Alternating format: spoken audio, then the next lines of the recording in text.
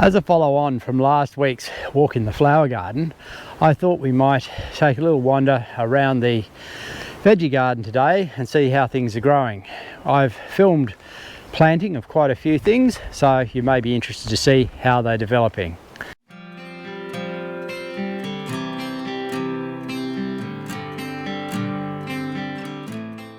Let's begin here in the beans, which I think was one of the last things I filmed the planting of.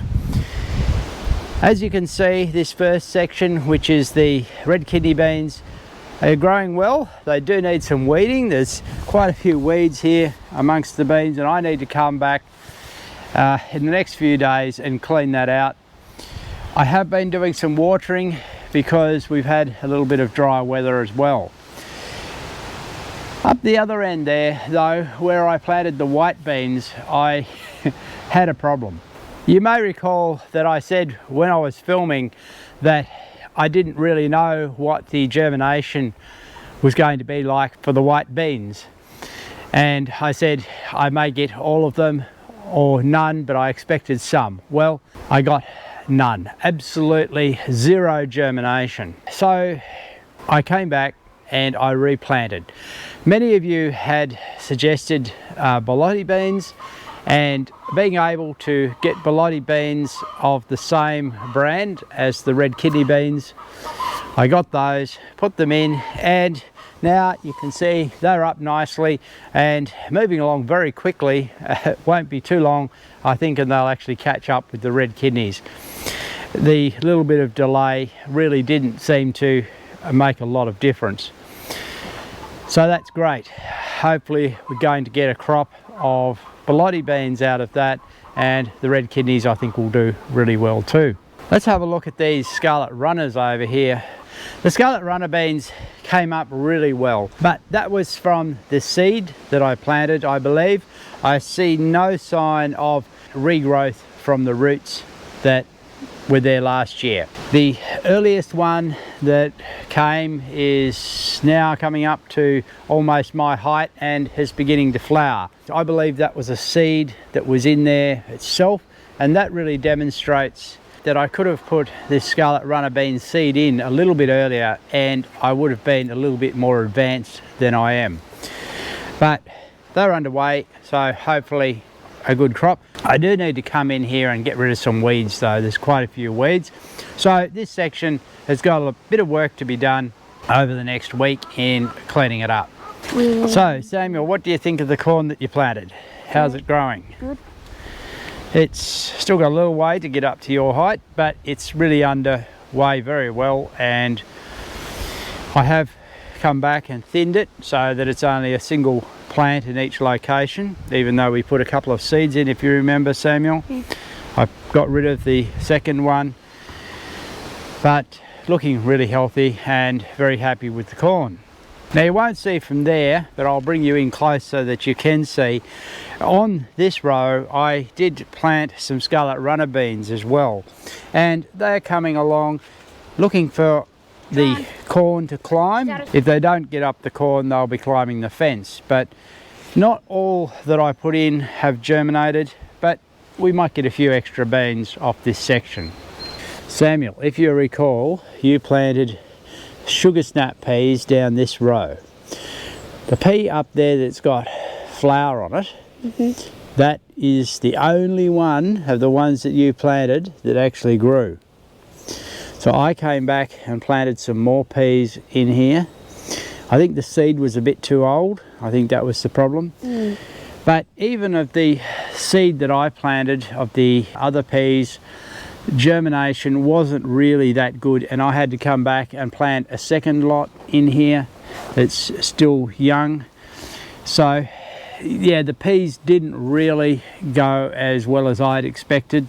We'll see, we might still get a crop, and it's going to be a bit staged because some of these younger ones come along a bit later, and that'll give us a bit of more range of harvest time, which is not a bad thing. But this patch of onions has been doing quite well. We see it's copped a little bit of wind in this section because the last week we've had a lot of wind around and it's been pushing them over. Onions are very vulnerable to that, being quite soft, and strong winds coming around the building, you know, really push them down. That really exposes how they're growing, and they're doing quite well. The clumps are expanding really nicely. I have had to water this section a couple of times, and each time I water, it's like the onions just expand, you know, another ring or two. So I'm really happy with this section. I think really I need to grow more onions than this, because this is not nearly enough for us to consume across autumn and winter. We could start using them right now with this type of clumping. You could come in and start taking out some and allow the others to expand further. This section looks to be full of weeds, and it is, but it's the garlic patch. Now, I am not really worrying about the weeds in here, because I'm going to come and harvest this elephant garlic within the next week.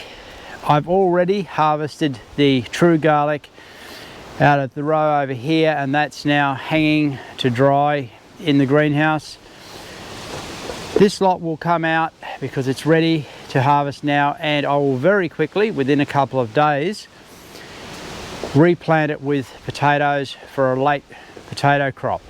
So that's why I haven't really worried about the weeds too much in the last couple of weeks, and they've moved very quickly. On my left are the broad beans, and the wind's been playing havoc with them, pushing them over. We've already picked one small picking off there. The beans are just reaching maturity, and we're going to be picking those for the next few weeks.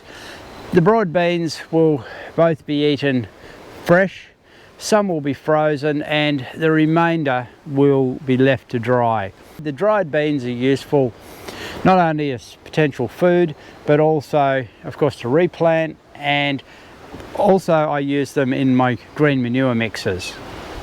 In this section we have two crops of potatoes. This first one was the early crop, and it's now ready for digging. I haven't yet started, but probably within the next few days I will. I do need to pull out a few weeds in here though, because they're flowering and would otherwise seed, and that needs to be done today. I've been doing it a little bit, but they move so fast this time of year. On my right is the main summer crop of potatoes, and look, it is always the best crop, produces the most. It looks really fantastic at the moment. It's just at its prime. Probably won't be too long we start to see some flower on it, but yeah, this will produce the best of all and the bulk of potatoes that we will have across autumn, and may even take us into winter a little bit. As I said, the next crop, the last crop of the year outdoors, will go where the garlic are, and I'm tending to start my late crop earlier than I used to. In the past I used to start probably at the end of January. Now I'm moving it really to the very beginning of January, or even the end of December. Samuel wanted to bring you in here and show you some raspberries. You can take them up and show them to the camera. The raspberries are now picking at their full crop and growing really thick. It'd really be nice to have had more space between these raspberry beds, but we just didn't have that capacity in here. You can make it bigger. We'd have to make the house bigger, yes, or really probably two beds would have been better spacing, but we still have a nice crop of raspberries in there, and they're looking very happy. Also on this side, the strawberries, we're right in the thick of the picking of the strawberries, enjoying lots of them at the moment, and they're doing really quite well too. So, Samuel, what do you think of the pumpkins? They're doing well. This is a giant leaf. Yep, there's some big leaves in here, and they've really taken off nicely. Now, we did plant a lot of seed in here, and most of the seed germinated. I came back and thinned it to a single plant in each heap, so that we've got 12 plants in here and they're really taking off now. Haven't seen any flowers yet, but it's not going to be too long. These are tomatoes. The dog likes to come and sleep in the straw in the middle of the tomatoes here, and so we're always patching up the gaps that he makes. Thankfully, he does keep off the plants themselves. He just likes in between the beds. The tomatoes this year are considerably behind where they would normally be. I think the plants that I put in were quite small, and that meant that they're a little bit slower getting going, but they're really taking off now, and I'm seeing the beginning. Won't be long, will be flowers. These of course will grow really tall. I'm going to actually try and bend them over as they grow rather than put them straight up. I've got about 4 different varieties of tomatoes in here. It's going to be interesting to see how they go this year because the season is quite unusual. We've had a lot more rain in spring than we normally would, later into the spring that is, and we're still getting these bouts of cooler weather. It'll depend if that changes, whether they really accelerate with some heat. Otherwise, they could be quite late into the autumn even before they're harvesting properly. So that brings us around to the raised beds. Now here in this first bed you'll see we've got some young lettuce that has been planted to take over from the next lot. This time of the year I have to keep successive plantings of lettuce going, and in the bed to my left I've just put in some seed. Nothing germinated there yet. I've also planted some carrot seed in there finally as well too. I hadn't planted it earlier, but now it's in there and should be coming up soon. This perennial kale is just doing fabulously.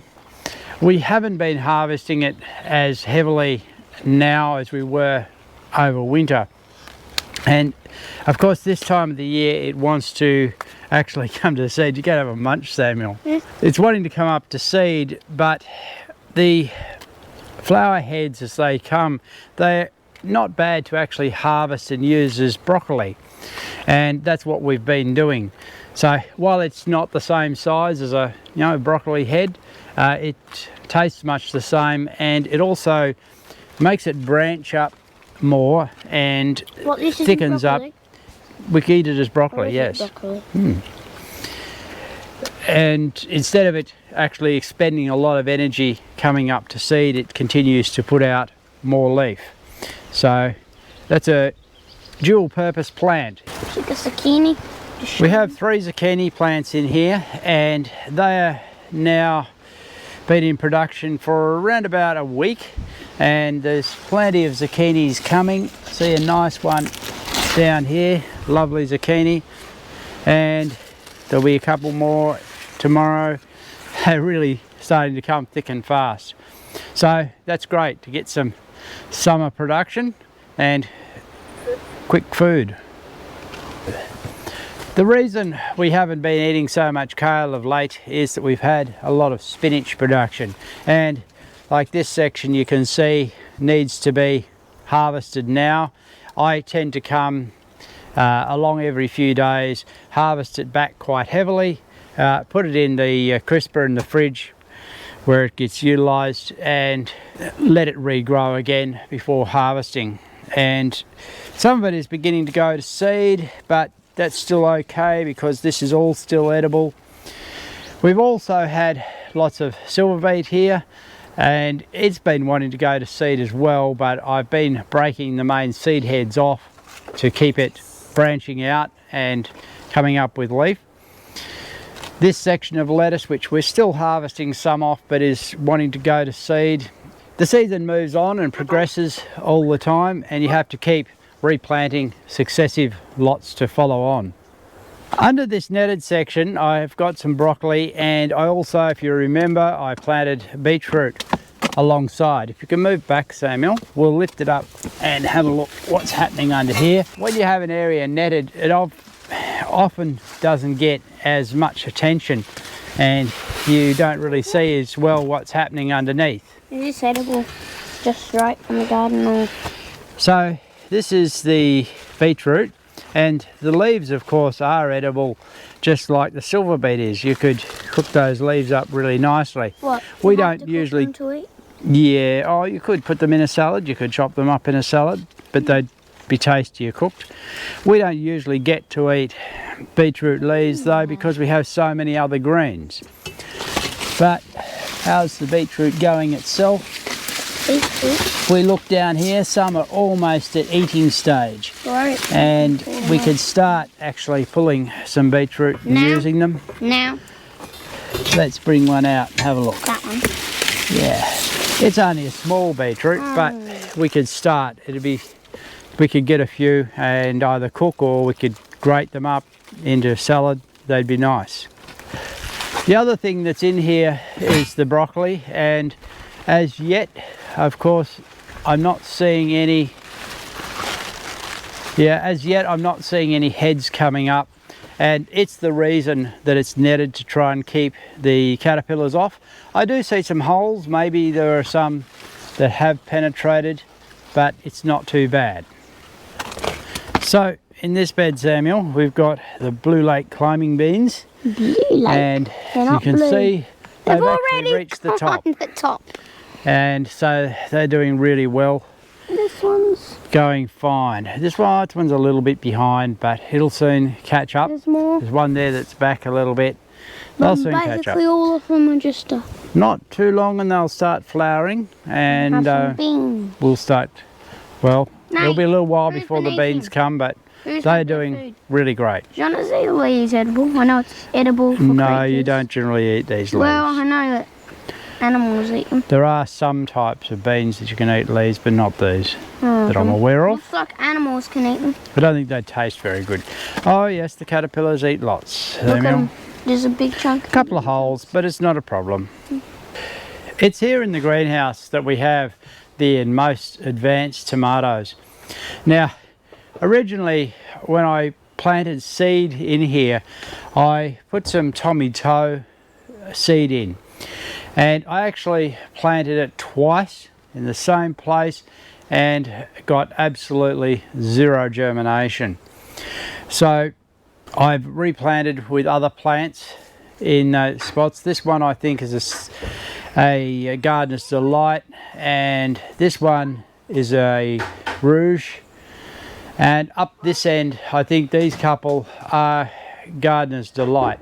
They, or at least the one up the end is, I can see that because it's already started to have some fruit.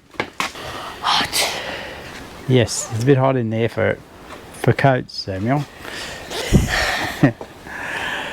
Tomatoes. But I'm not sure on this one yet because I haven't seen anything. It was supposed to be, I think, a mortgage lifter, but I'm not too sure about it yet, whether it actually came from that. There was a plant came up where I put the seed, but it may have been a stray seed from previous tomatoes that had been in here. So time will tell. Over on the other side here, we have two Rouge plants that are doing really quite well now, starting to take off, and lots of parsley there. That's really nice. So that's looking great. These will probably be the first tomatoes to come into crop. This bed where I pulled out the potato towers, as you recall, I spread the straw out and the compost, and we've had a pumpkin volunteer in there. Now I wasn't intending to plant anything in there quickly, so out of curiosity I'm just going to let this pumpkin grow and we'll see if we get anything from it and what it does. This bed has capsicums in it, and also the jalapeno that's been in here for what, I think this is the third season now that it's coming into, so doing really well. Been in there for a long time, I do know that one. We had a little bit of basil around here, but it gets picked pretty heavily. So moving here, we've got our cucumbers that Samuel and I planted a while back.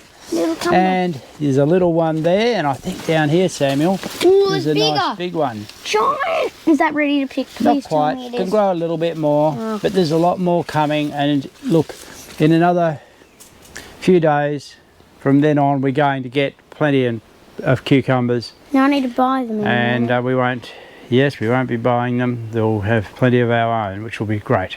Well, that's what's happening in our veggie garden at the moment. The wetter spring has given us a really good start.